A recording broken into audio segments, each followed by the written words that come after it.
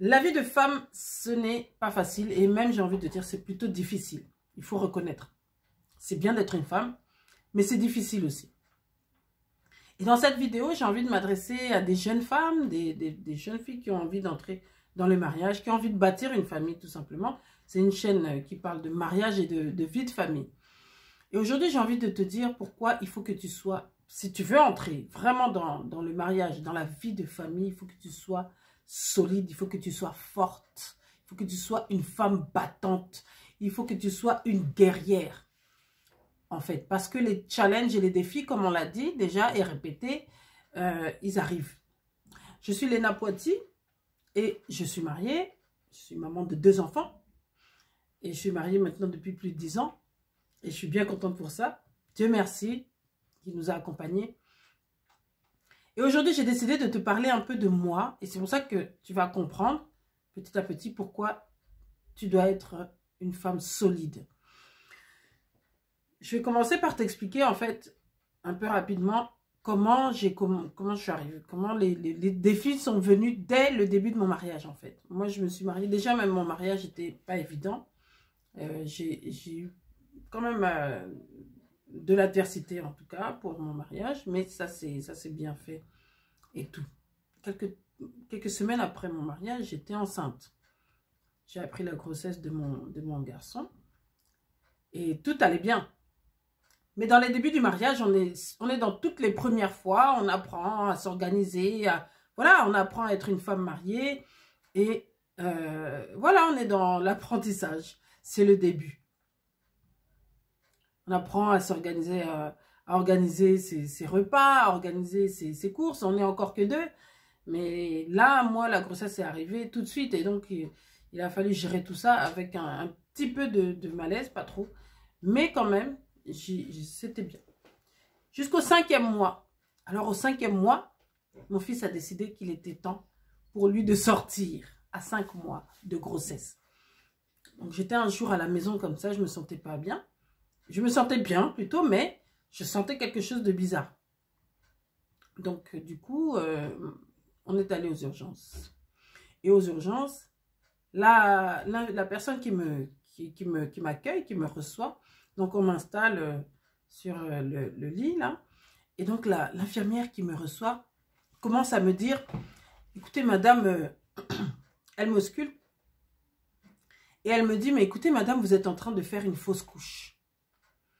Voilà là où commence un gros combat pour moi et pour mon mari. Et pour mon fils qui était là.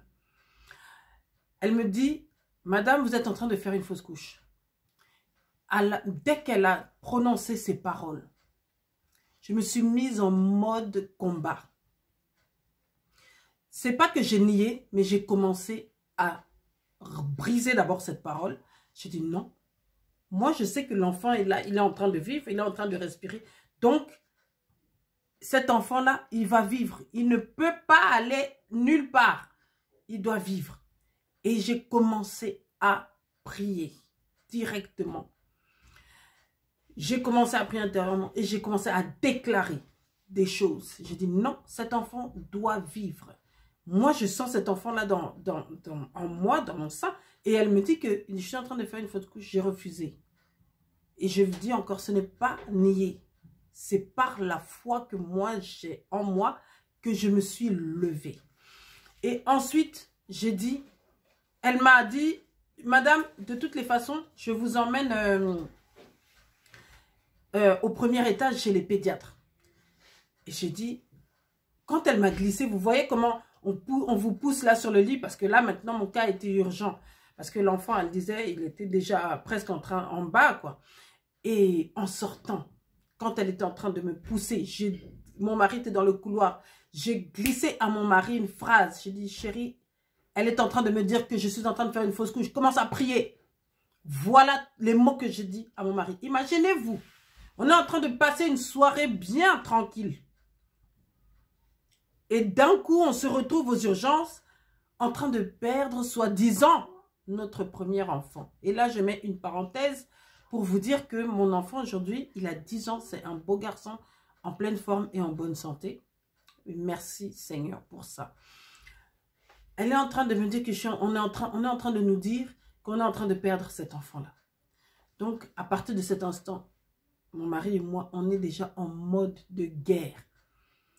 Quand on est arrivé, les pédiatres sont venus.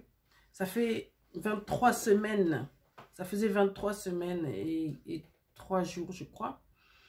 Ou 4 jours. 23 semaines et 4 jours, puisque mon fils est né à 23 semaines et 5 jours. Et donc, elle est arrivée. L'infirmière m'a laissé avec les pédiatres. Et les pédiatres sont venus à plusieurs. Voilà, me voilà avec le monitoring, tout ça là. Et les pédiatres commencent à me dire, madame, vous savez, c'est trop tôt, tatati, tout ça là. Alors, il faut qu'on laisse, il faut que maintenant, on vous pose une question, parce que nous, normalement, on prend les enfants en charge à partir de 24 semaines. Or, votre enfant, il n'est pas encore à 24 semaines. Là, il est à 23 semaines et 4 jours. Donc, on doit vous demander, est-ce que, parce que si il est à la naissance, on peut bien le laisser naître, mais si à la naissance, il a besoin de massage cardiaque, c'est fort possible qu'il soit à 99% handicapé et lourdement handicapé, quoi. Mental, moral, physique, pardon. Et voilà. Et là, on doit vous laisser réfléchir. Voilà, on vous laisse 10 minutes pour réfléchir. Et là, on vous laisse 10 minutes pour réfléchir. Et on vous dit, en fait, la réflexion, c'est quoi la réflexion? C'est de savoir, est-ce que vous voulez que si, à la naissance, il a besoin de massage cardiaque, vous voulez qu'on s'acharne et qu'on le laisse vivre, sachant qu'il va avoir 99% de chances d'être vraiment lourdement handicapé, ou est-ce qu'on le laisse partir? Donc, imaginez-vous, vous êtes une jeune fille, là, hein, une jeune mariée.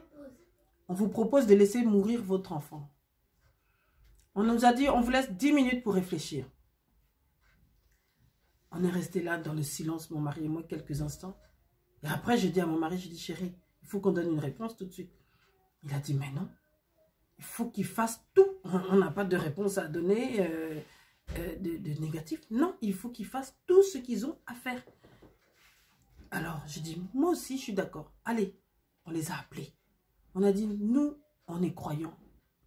On croit en Dieu. On est chrétiens. Faites tout ce que vous avez à faire.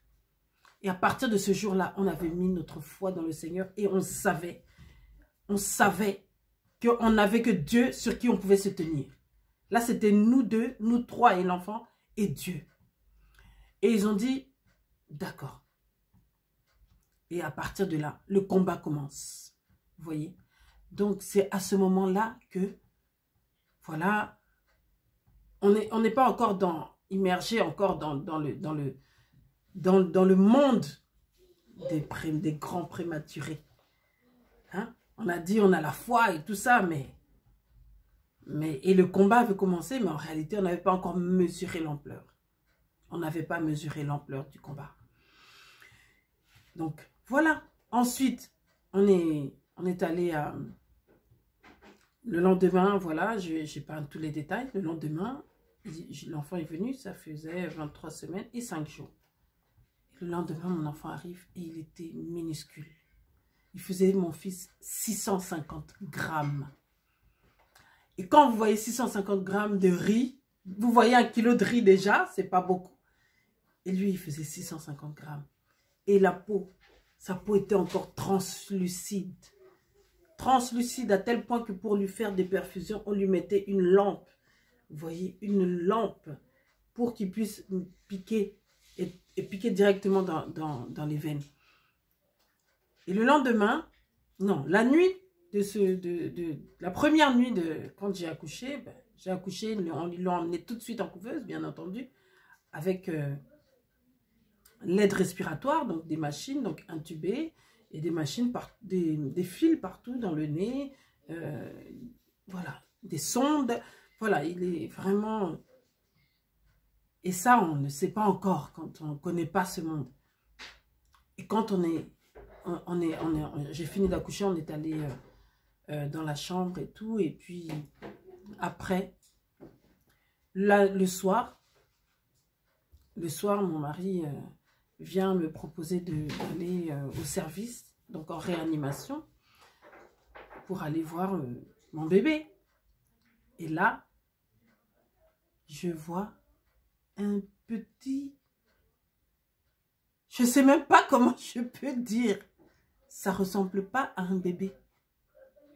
C'est vraiment... Les mots me manquent. Ça ne ressemble pas à un bébé comme tel. C'est une personne, mais qui est tellement comme ça, qui a une couleur rose foncé.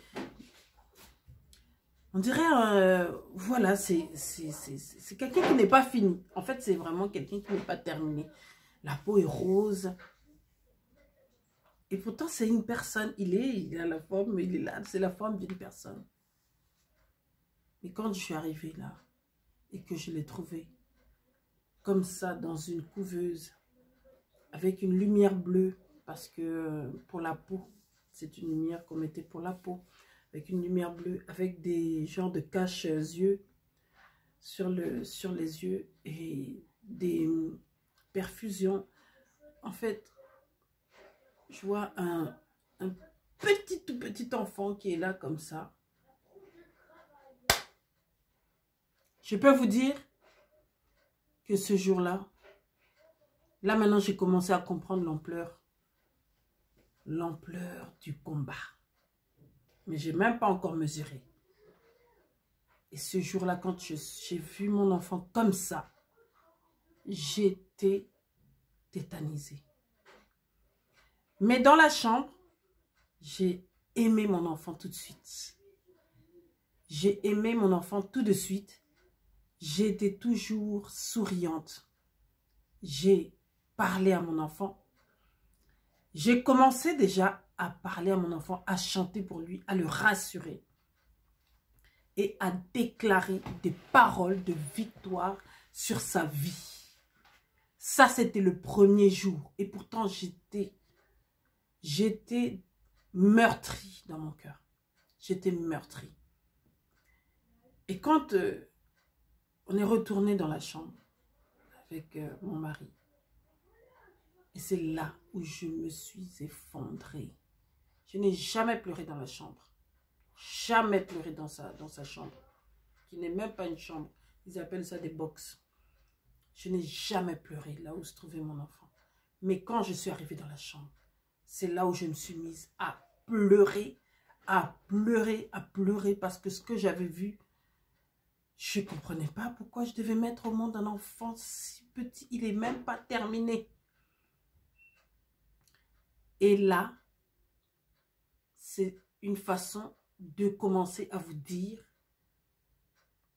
que vous avez besoin de vous armer de force. Dans des situations auxquelles vous ne vous attendez pas.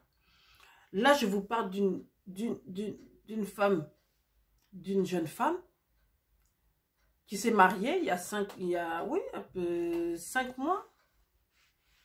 Une jeune femme qui s'est mariée 5 mois plus tôt.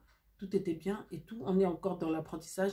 Et d'un coup, je me retrouve comme ça projetée dans un combat contre la mort, en fait.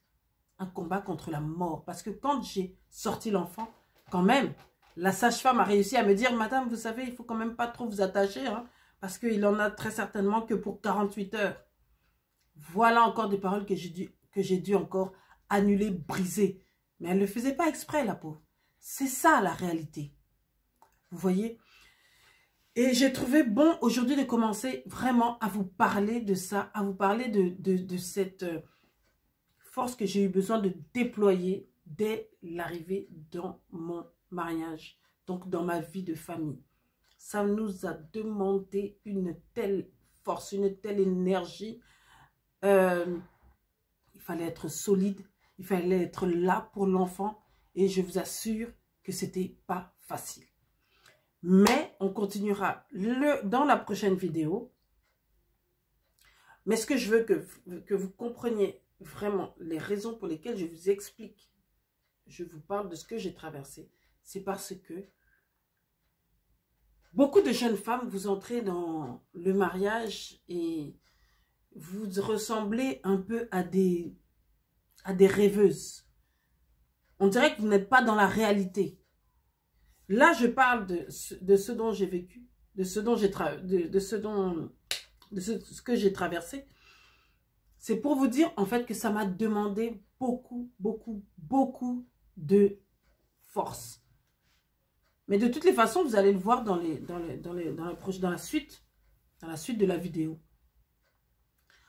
Donc, je vais vous encourager les jeunes femmes. Là, c'était ça, mais d'autres se trouvent confrontés à d'autres problèmes, à d'autres situations. D'autres se trouvent vraiment dans toutes sortes. Il y a toutes sortes de problèmes qui arrivent. Mais j'ai envie de vous dire, vous qui avez envie de vous marier, qui avez envie d'aller bâtir une famille, arrêtez de prendre le mariage à la légère. Arrêtez de prendre le mariage à la légère, la vie de famille à la légère. Avoir la responsabilité d'un mariage, c'est difficile. Avoir la responsabilité de ses enfants, c'est difficile. Donc, il n'y a rien qui est facile, en fait. Bien sûr, il y a des choses qui sont simples. Hein. Mais ce que je veux dire, c'est que vous allez rencontrer beaucoup de situations plutôt difficiles si vous avez envie d'avancer. Donc, ce n'est pas pour vous inquiéter, mais c'est pour vous demander de vous préparer. Et c'est ce pourquoi on est là. De vous préparer psychologiquement, de vous préparer moralement, de vous préparer spirituellement. Voilà. Je vous donnerai la suite de l'histoire dans la prochaine vidéo. Pour l'instant, je vais m'arrêter là. Et donc, je vous dis à très bientôt. Je vous encourage à suivre la suite de cette vidéo. Et vous allez comprendre pourquoi vous devez être une femme forte, une femme battante. Voilà. Je vous dis à très bientôt. Likez la vidéo si vous en avez envie. Commentez et partagez. À bientôt. Bye bye.